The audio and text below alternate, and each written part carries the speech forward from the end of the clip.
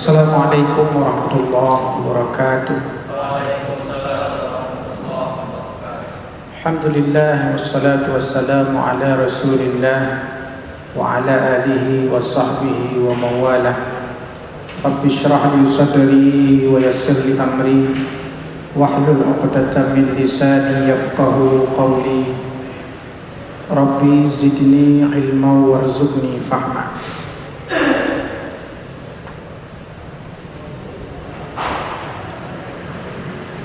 Jadi seharusnya malam ini Saqafah. Mungkin tadi salah lihat jadwal kultum. Jadi mungkin besok malam kayaknya harus diganti itu biar lebih seru lagi. Seharusnya malam ini Mas Gufron, pembina lantai 4, tapi beliau berhalangan. Bukan berhalangan menstruasi, tapi berhalangan sedang mengikuti ma'had.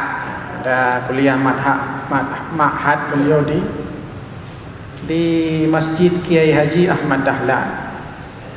Tadi saya suruh Mas Mahfud, beliau juga katanya ada acara di Condong Rawos enggak? Tadi Condong Catur. Jadi saya gantikan karena tadi ada kultumnya paling ya 10 menit. Biar sahih gitu ya. Kalau enggak marah Ustaz Nazi. Sebenarnya ada video yang menarik, cuman karena enggak ada itu ya apal hadaya. Ada video menarik. Tadi bahasannya tentang orang tua, teman-teman. Orang tua. Memang kalau ingat orang tua itu sedih begitu ya. Apalagi kita ini yang dari luar pulau, Pulau Sumatera, Papua, Sulawesi, Makassar, Sulawesi Utara, Palembang, Riau, Medan, Aceh, dan pulau-pulau yang lain. Itu memang sangat luar biasa gitu.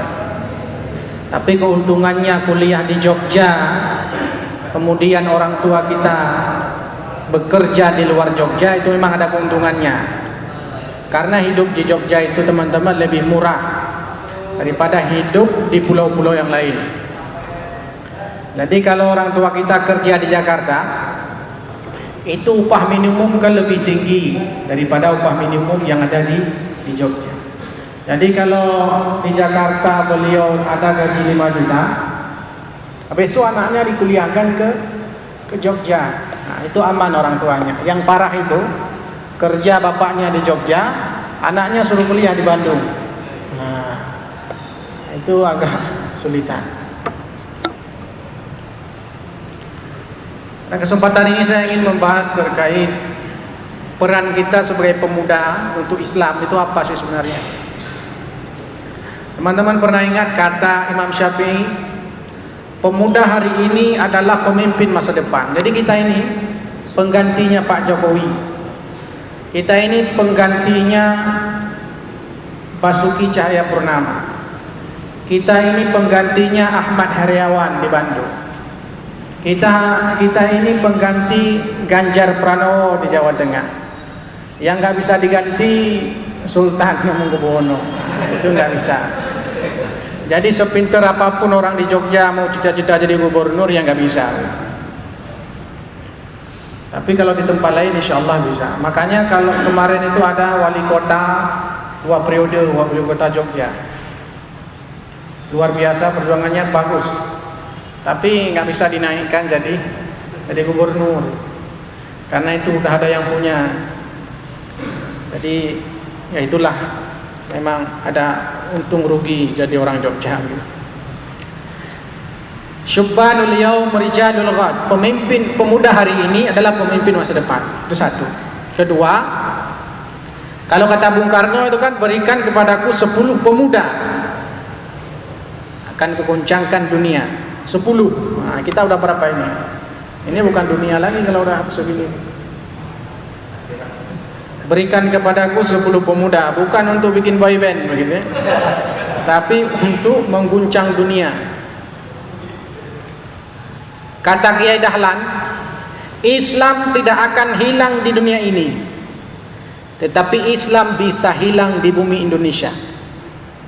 Saya ulangi, Islam tidak akan hilang di dunia ini, tetapi Islam bisa hilang di bumi Indonesia. Kata Imam Ali, ini kata-kata orang aja. Bukanlah pemuda yang mengatakan ini bapakku, laisal fata may yaqul kana abi. Tetapi pemuda adalah yang berani mengatakan inilah aku, walakinnal fata may yaqul ha ana. Itu pemuda. Maksudnya bukan pemuda yang hanya bisa membanggakan orang tua. Saya sering sampaikan begini di beberapa tempat. Lebih mulia seorang pemuda yang pakai sepeda ontel ke kampus, tetapi sepeda ontel itu dia beli dengan uang hasil keringat sendiri, daripada naik mobil mewah tapi peras orang tua. Ini bukan mau nyindir yang bawa ontel, ini kebetulan aja. Lebih mulia mahasiswa yang ke UMY itu ke kampus, jalan ke kampus tiap pagi itu dengan jalan kaki, tapi tidak pernah memeras orang tuanya, daripada naik mobil-mobil mewah tapi mereka memeras orang tua. Lebih mulia mahasiswa yang makan di angkringan satu nasi kucing, tapi uang itu dia ambil dari hasil keringatnya sendiri, daripada makan di kafe-kafe, di mal-mal tapi memeras orang tua. Sepakat?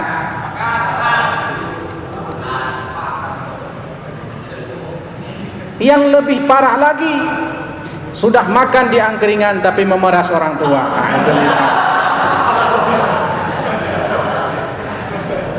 Laisal fata may yaqul kana. Jadi ini loh bapak. Nah, enggak gitu. Itu luar biasa.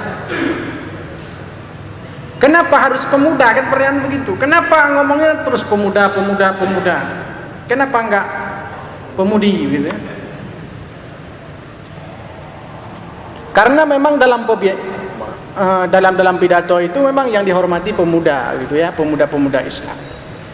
Yang pertama, biasanya pemuda itu masih idealis, teman-teman. Masih idealis, tidak punya kepentingan. Tidak punya kepentingan pribadi, golongan, atau keluarga. Jadi kalau ada teman-teman mahasiswa yang demo itu, kalau dia dari aktivis gerakan kemahasiswaan yang non partai, pasti kepentingannya untuk masyarakat. Tetapi kalau yang demo itu aktivis mahasiswa yang berafiliasi dengan partai politik, maka itu hanya untuk kepentingan partai politik. Ada teman-teman tahu organisasi mahasiswa tapi berafiliasi politik? Kalau Muhammadiyah enggak. PAN itu teman-teman bukan bagian daripada Muhammadiyah, dia berdiri sendiri. Cuman yang punya orang Muhammadiyah. Dan kebanyakan memang kadernya kader-kader dari Muhammadiyah, tapi enggak berafiliasi dengan organisasi otonom Muhammadiyah. Yang kedua, integritas terjaga. Yang ketiga, semangat.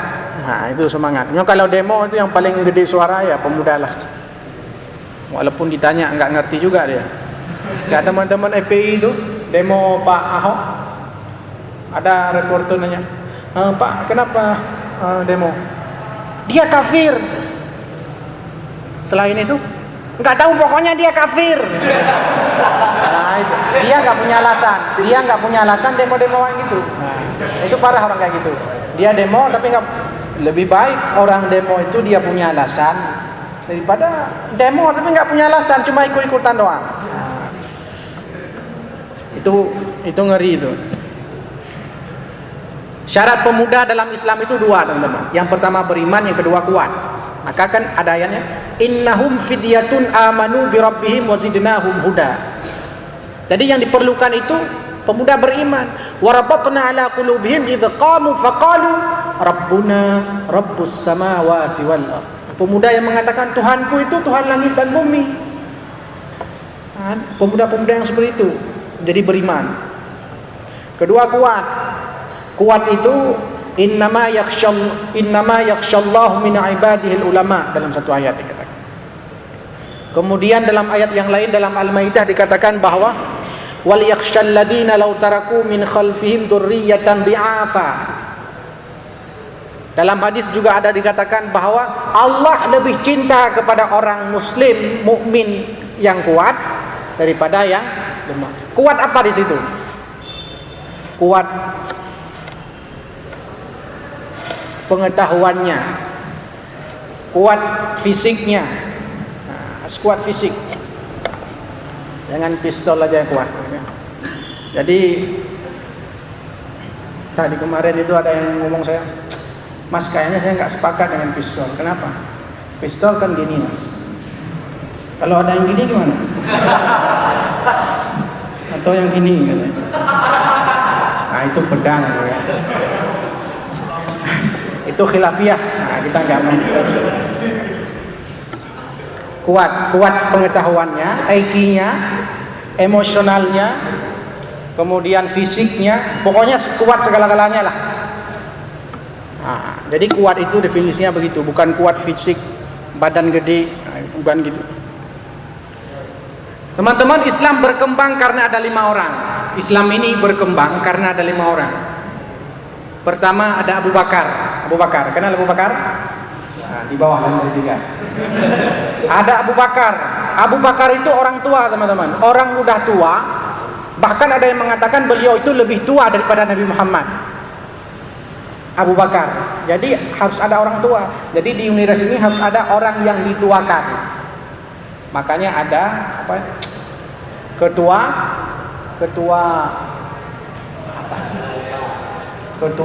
angkatan.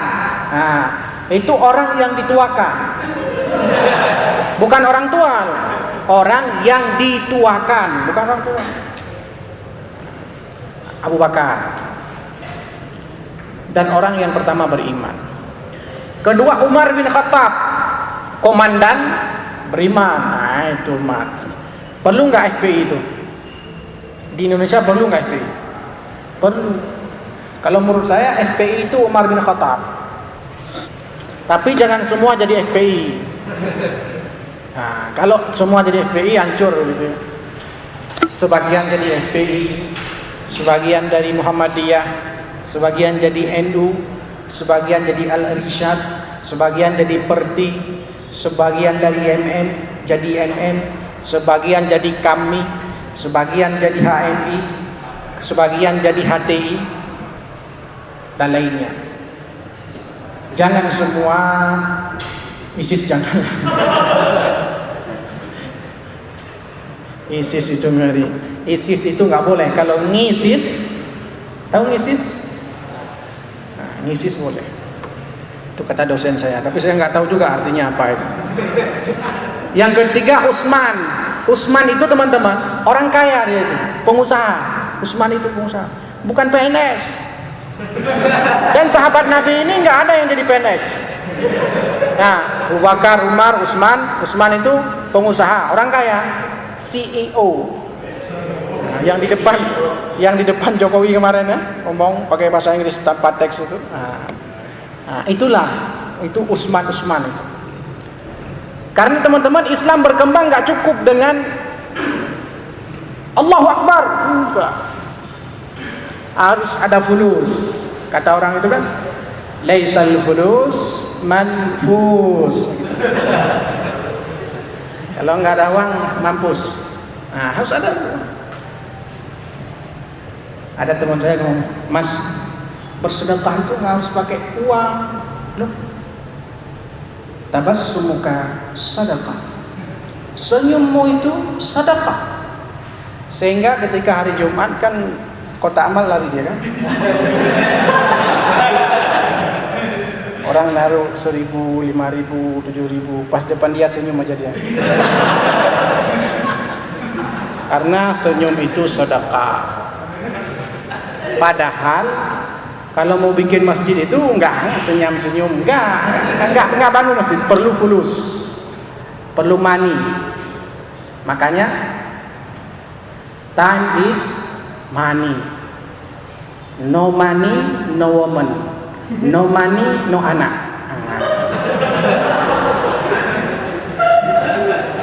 Jadi kalau nggak punya money, nggak punya anak.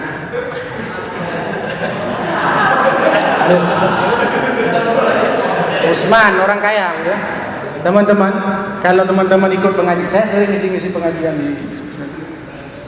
Ada pengajian nanti yang datang orang tua-tua. Saya juga pernah ngisi pengajian juga ibu-ibu, tante-tante gitu. Nah, maksudnya mahasiswi. Jadi maksudnya orang ada yang lebih tua.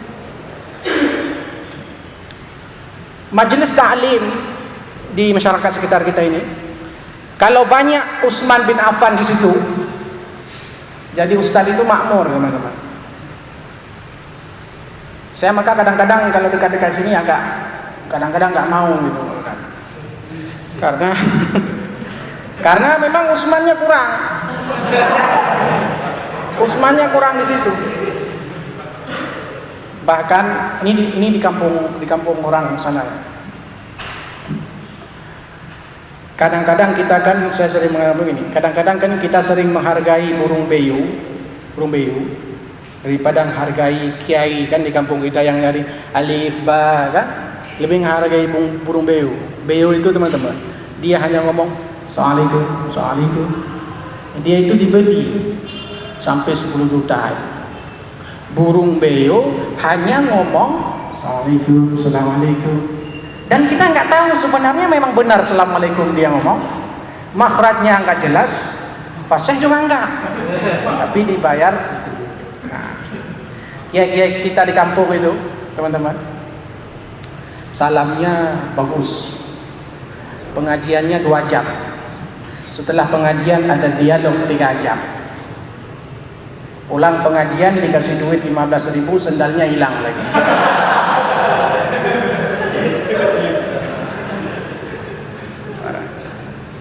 Tapi kita nggak boleh materialistis.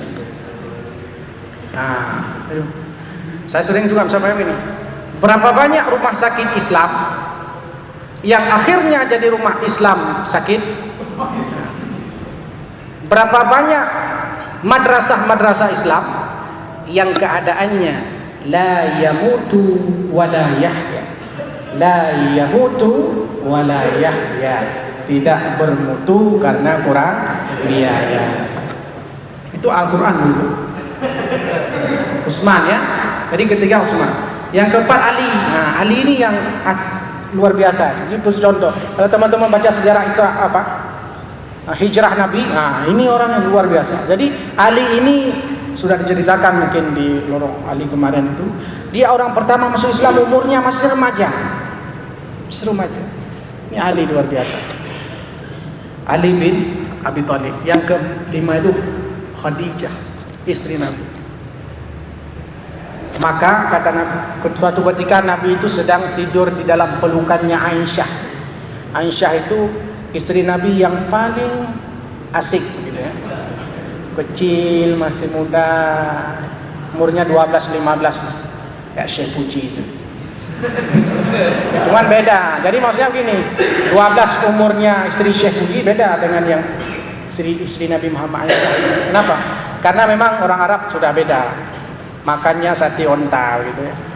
Makanya kalau istri 4 wajar lah orang Arab itu. Makan sate onta. Kalau makan yang angkringan nggak jalan gitu ya. Satu aja nggak jalan. Nah, Aisyah tidur. Kemudian Nabi Muhammad bermimpi bertemu dengan Khadijah. Dia memanggil Khadijah. Kemudian cemburu ini Aisyah. Dalam pelukanku kok yang dipanggil Khadijah. Habis itu terjaga. Kenapa? Bertanya. Aisyah bertanya. Kemudian Nabi mengatakan, Aisyah, kalau bukan ada Khadijah, maka kita tidak akan bersama. Khadijah itu luar biasa Khadijah. Makanya nanti Khadijah itu juga orang yang sangat berperan dalam perkembangan Islam di awal, dan orang pertama masuk Islam daripada sahabat-sahabat yang lain. Maka nanti selesai ini telepon ibu, Bu, saya mau cari Khadijah. Dicari aja nggak apa-apa. Kemudian Islam terbangun karena 5. Ini juga sering saya sampaikan. Karena 5 ini. Nah, Islam. Ini Islam kalau dari ini menunjuk Pak Ahok terus untuk siapa misalkan? Satunya apa? Ulil amri. Pemerintah. Islam harus amar pemerintah. Pak Jokowi ini. Maka kalau misalkan bikin masjid, presiden datang, dia mana masjidnya? Apa itu ya? Nah, itu aman. Satu. Ini diistilahkan oleh para ulama, bukan saya, cuma saya menyampaikan. Kedua ini, telunjuk. Ini orang kaya. Maka jadi orang kaya itu enak. Angkat ya, ke sana. Wah, nanti pindah ke sana. Itu orang kaya, kan mungkin lah orang-orang tukang tarik beca. Orang kaya, asal orang kaya.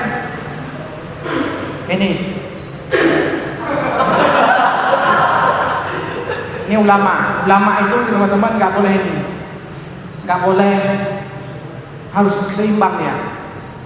Nggak boleh ini ulama partai ini ulama partai itu. Nggak boleh. Ulama itu harus seimbang, ya, ulama. Nah ini siapa?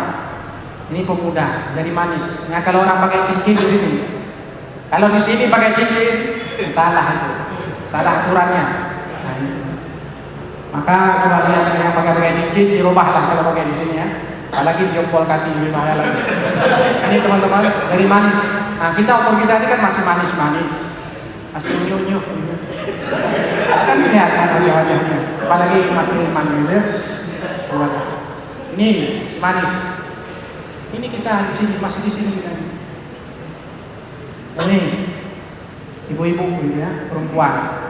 Maka ini perempuan itu kalau ditaruh di mana aja bisa lihat. Ke depan, ke belakang. Nah, makanya banyak gara-gara kelingking, gara-gara perempuan orang hancur gitu ya. Gara-gara kelingking perempuan. Nabi Adam keluar dari surga gara-gara siapa? Bukan gara-gara iblis. Gara-gara Hawa makan buah khuldi. Jadi begini, jadi pertama digoda Nabi Adam, nggak sanggup dia goda Nabi Adam. Dia datangilah Siti Hawa untuk makan buah khuldi, sanggup makan. Karena sayang dan cintanya Adam kepada Hawa, dia makan. Dalam sebuah sejarah dikatakan, tapi ini ada yang mengatakan ada yang mengatakan tidak. Ketika Nabi Adam makan buah khuldi itu sempat dicekek oleh malaikat. Makanya di kaum Adam biasanya ada ini. Apa ini? Jagung. Jagung. Nah, katanya tapi dalam sejarah. Sedangkan Hawa tidak sempat dicekek. Makanya tumbuhnya lebih besar lagi. 2 lagi. Seandainya Nabi Adam nggak sempat dicekek, jadi ngerti kan? Ulil, teman-teman wanita. Nabi Adam dikeluarkan dari surga karena kelingking. Karena anak Nabi Adam berebut, yang direbut siapa? Kelingking juga kan? Ya rebut, akhirnya sering bunuh. Makanya masalah rebutan pacaran dan pembunuhan tidak hanya sekarang, sejak Nabi Adam sudah ada. Nah, itulah Qabil Habil memperebutkan iklimah. Kemudian ada juga Nabi Yusuf alaihissalam masuk penjara gara-gara siapa? Gara-gara kelingking. Zulaikha. Mantan ketua KPK Antasari Azhar masuk penjara gara-gara siapa? Gara-gara kelingking. Ahmad fatana. Itu gara-gara siapa? Juga gara-gara kelingkingnya malah 45. Nah, itu lebih banyak kelingkingnya, nggak tahu tumbuh di mana aja itu. Nah, itu Ahmad Fatana. Jadi hati-hati teman-teman. Ke kampus ketemu kelingking, ya ketemu aja nggak apa? Ngomong-ngomong mana kelingking? Nggak apa-apa. Wanita itu boleh nggak dilihat? Perempuan boleh dilihat nggak? Boleh lah. Makanya kalau ada orang bilang nggak boleh lihat perempuan, itu salah. Yang disuruh itu jaga pandangnya, jaga. Bukan nggak boleh lihat. Lihat boleh, yang nggak boleh melotot ini.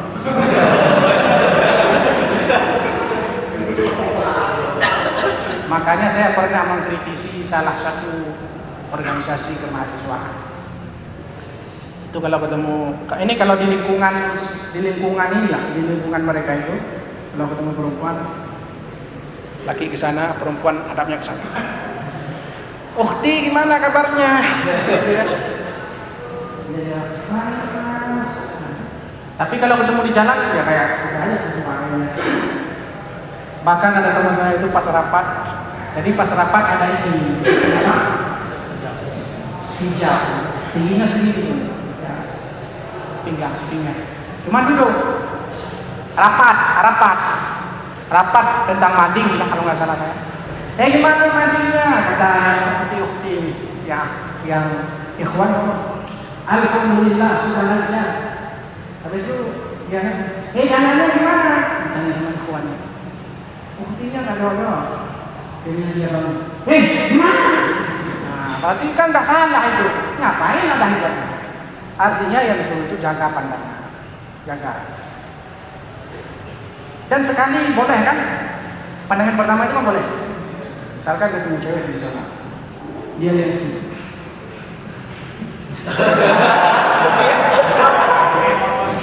Benar. Tapi memalukan. Tapi bisa memalukan. Tapi itu memalukan. Yang nggak boleh itu gini kan?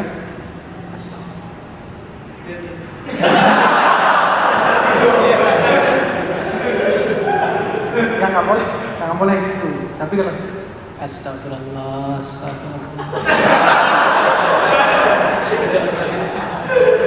Itu gini, itu seni ya.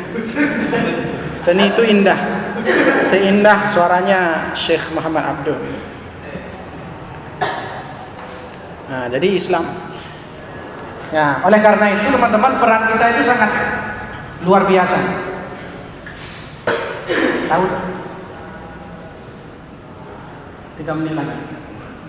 Teman-teman, ini mohon maaf. Sekarang agama banyak di Indonesia, teman-teman. Kalau kita ini nggak kuat akidah, rusak. Pemuda Islam sekarang nggak kuat akidah, rusak. Ada agama baru namanya apa? Bahai. Pernah dengar? Pernah baca berita? Bahai. Itu agama baru, tapi belum diresmikan. Namanya agama Bahai. Pokoknya tulisannya Bahai. Tempatnya di Bandung. Ada pengikutnya sekitar 250 orang. Agama Bahai. Kalau Syiah ada di Madura. Syiah itu banyak di Madura. Pas kemarin di Sampang, masalah Sampang itu orang Syiah. Apalagi yang aneh-aneh. Kalau aneh-aneh banyak. Yang aku jadi nabi semua itu ngeri-ngeri lagi. Dulu ada ini Ahmad Sadeh. Mukanya jelek kali, coba lihat. Teman-teman kalau buka YouTube, lihat nama Ahmad Musaddiq wawancara. Lihatlah muka, bandingkan muka Ahmad Musaddiq dengan wajah teman-teman. Coba lihat siapa bagus. Dia dapat wahyu di Bogor. Ahmad Musaddiq ini. Ahmad Musaddiq ini dia punya satu kitab namanya Tazkirah. Jadi itu lebih suci daripada Al-Quran. Nabi terakhir dia. Jadi ada nabi setelah Nabi Muhammad, yaitu Ahmad Musaddiq. Ngeri itu, pernah dengar ini kan? Lihat itu ya. Dia ngaku siapa? Ini ngaku Jibril ya, ngeri lagi kan? Nah, tapi udah dihukum kemarin itu 4 tahun penjara, sekarang udah keluar. Ngaku Jibril ditangkap polisi Jibril. Saya bilang, coba kalau Israel ditangkap, aman. Habis itu ini lagi. Pokoknya yang saya baca itu kebanyakan memang di daerah Jawa Barat. Di perbatasan Cirebon Losari ada satu agama 2010 ada satu agama Cirebon Losari itu namanya Jasun. Coba teman-teman yang Bandung ada dicek agama, tapi 2010 keluarnya Jawa Sunda. Ada kan ada orang Bandung nggak mau ngaku orang Jawa, ada nggak? Ada teman saya dari Bandung nggak mau ngaku dia Jawa. Saya ini orang Sunda, bukan orang Jawa. Bahasanya juga, Jawa Barat juga. Itu ada Jawa Sunda. Makanya ada agama Jasun Jawa Sunda. Yang jadi nabi itu teman-teman, Tugini. Itu nama nabinya. Bener, ya kan? Tugini. Saya 2012 saya dengar itu, wah saya ketawa benar. Coba, Tugini.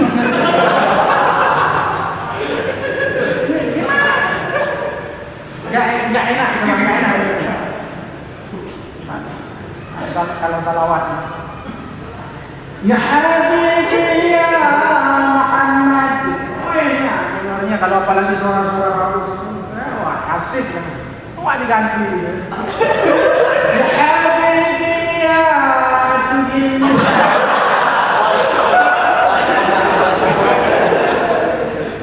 Rusak. Apalagi azan, teman-teman. Azan. Muncul. Azan itu jangankan untuk pakai nama Tugini itu, pakai nabi-nabi yang lain juga nggak enak.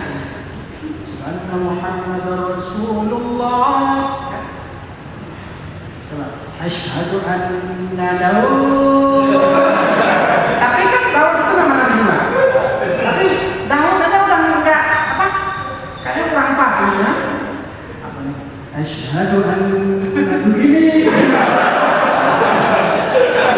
Itu di Jawa. Kalau di Makassar ada namanya aliran Isa Bugis itu di Makassar. Namanya udah Bugis ya, Isa Bugis.